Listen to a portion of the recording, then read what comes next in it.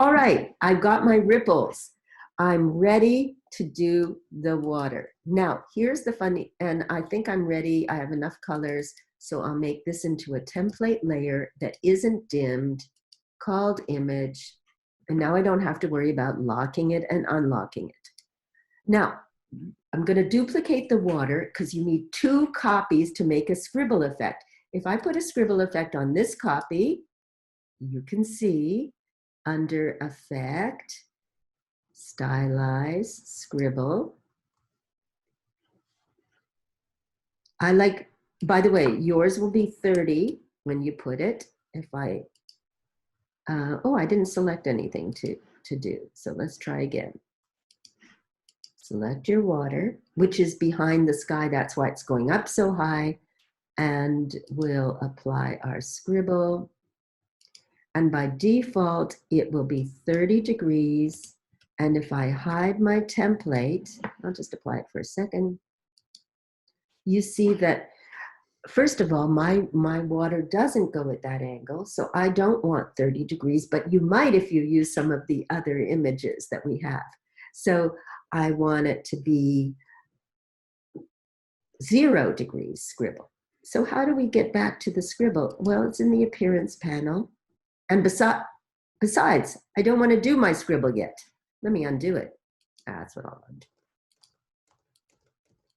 There we go. I need a copy of this so that when I see through it, it isn't white. Now there's one little weird thing to know about copies. If my gradient is exactly the same, when I put a scribble effect on it, you show the scribble, it will show through to the copy that's identical and it will look like a solid object. So you always have to change the scribble gradient. So I'm going to duplicate it. I love to just drag it onto the new one. The one on top is the one I keep my original colors for, because it will have more color in it, and the holes in it will show off my ripples. So I'll call this top copy scribble. And just to show you what I mean, if I put I'll lock the bottom copy and I'll put my scribble back on the top copy just for a second, and then I'll undo it. And look what happens. It's obviously trying to do something, but, and I can even make it 0, but I don't see anything. I just see some loopy things coming down here at the bottom, which is not what I had in mind. So I'll leave the water scribble alone for a minute. I might play with it later and I'll show you how you can get back into it with the appearance panel, but let's change the water. So an easy change, which might work for some of your artwork, it's not going to work for this one so much. Let's select the water and go to your gradient panel and try reversing your gradient. Okay, now this is a quick way to give me a different look, but it isn't the look I was really going for in terms of the colors. So it's not bad though. It's kind of nice. So that's the fastest way you can reverse a gradient and sometimes get some good effects. So I'm going to leave it reversed and selected, and I'm going to add in some of my new colors. Oh, also, I sometimes like this gradient to go this way. Let me hide the scribble. Holding Shift. I like it to go that way. So now I can see where I'm going to want to put some of my other colors. So around here, I noticed there was that very light color. Here's my scribble. And let's get some of the other scribble colors, the real colors. Maybe I'll take this one off. Oh, I'll take this one off. It didn't really have that color. But let's see what color looks good here. I might try this one. It's pretty similar. And for this dark one, oh, remember at the bottom, I was thinking of putting in that almost the very darkest.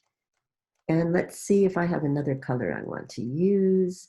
Yeah, this first one that I started with is very nice.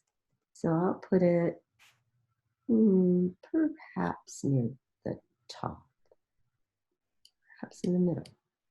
Hard to decide. Let's see. Wait, Jan, double click and stay put. And I was thinking of putting this in there. So my ripples are very bright. I might not like them. I may want to bring these colors down a little bit so the ripples aren't so bright up at the top and at the bottom. I don't know. Let's see how they look with the scribble effect. Well, not bad. Maybe this one, maybe there's too much of this bright one there. So perhaps I'll bring it down a little bit and I'll add an intermediary brown here.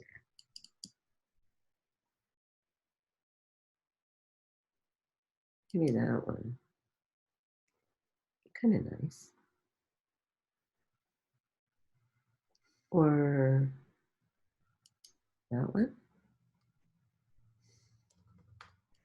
Okay, so we've done it. We've added our scribble. Now it's time to clean up the scribble, or even change some of the settings. So let me show you first how to change the settings for the scribble. We open the appearance panel, which I'm going to bring over here so I can see it better, and pull down and select the correct layer that had the scribble on it, which is not this one. It's this water scribble layer. And now, if I open the contents, I can find my scribble effect. You see, this is what it's like with no scribble.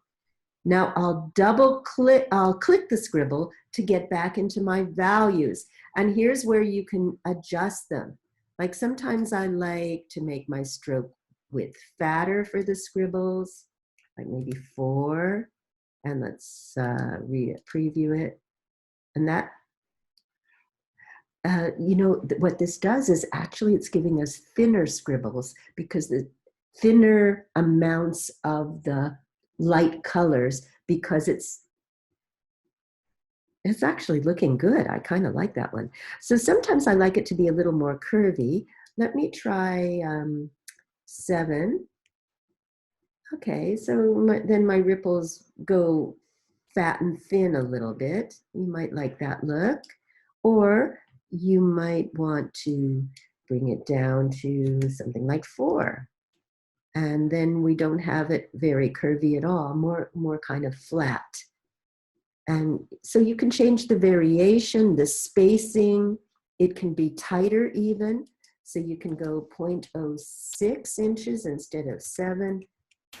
And then you actually see fewer ripples and it can be more elegant. All right, I'm going to go with this one. I like it. So I'm just going to click OK. So remember, you don't apply 2 scribble effects. Just like when you put the 3D effects in, you have to find the scribble. And you noticed I had to double click on the contents so that I could see this scribble. You might not have to. It just depends how it shows up for you. So I'll put this back. And we're going to clean this up. So the 2 things I do to clean it up, I never like the edges, so I just drag the scribble edges over a bit. See how much nicer it looks not at the edge? And I'll do it on the other edge too. Just a little bit so that it kind of looks more normal and doesn't get loopy or curvy. Now the same thing for the bottom. You see this little bottom piece? That one is, the way I adjust it is not to bring my scribble up, but I mean I could like this, and then it would be very clean at the bottom. But I think I'll leave the scribble to the very bottom and just adjust my artboard. So I click on my artboard, hover down to find the middle of the bottom handle, and I'm just going to pull it up because my picture ends here anyway. Pull it up to straighten up the bottom of that loopy line. I just had one loopy line, but if you go for curves, you'll have a lot of loopy lines. A lot of loops there. Okay, I'm all done. And since this artboard is all that is going to to show when I print it or export it, it's perfect because I will check use artboards when I make a JPEG out of this, which I'm going to do to use it next class in our 1-point perspective room. I'm going to have this be the window, the view out of the window. So, okay, let's go back to our layers, lock everything we've done, and it's time for the moon.